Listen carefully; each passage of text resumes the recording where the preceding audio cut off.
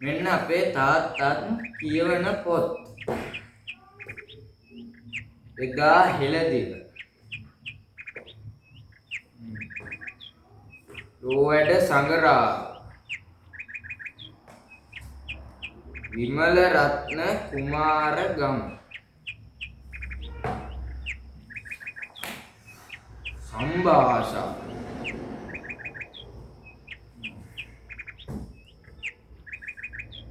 ප්‍රබුද්ධ. මේවා කියවලා තමයි මං හිතන්නේ අපේ තාත්තා හනමිටිකාරයෙක් වෙලා තියෙන්නේ.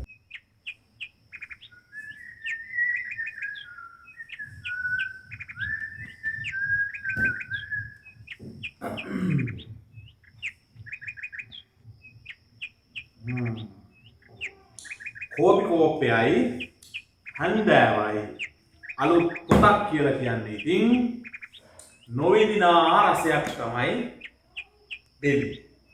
මේවා ඉතින් දැන් හැදෙන අලුත් හාදෝ ගන්න එකක්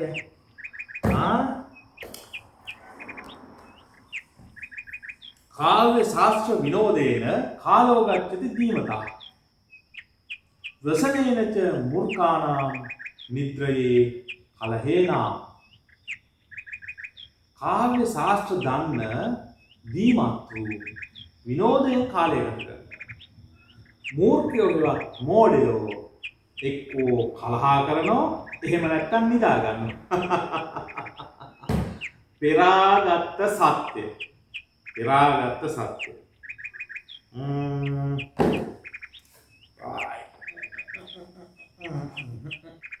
තාත්තේ මම මේ ආවේ අලුත් යෝජනාවක් කරන්න.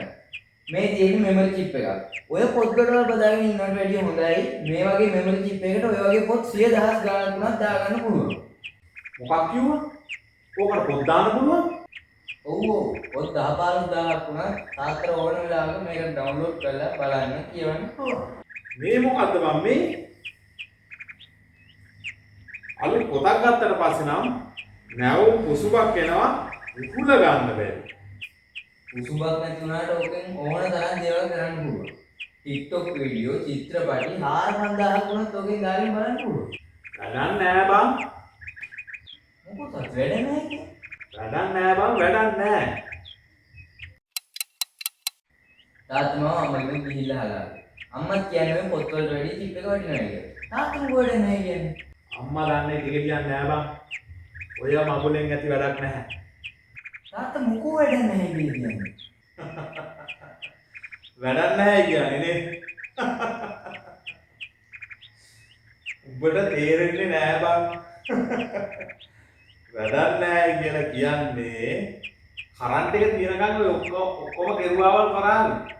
කරන්ට් එක නැති වුණාම ඔය ඔක්කොම ඉවරයි බං.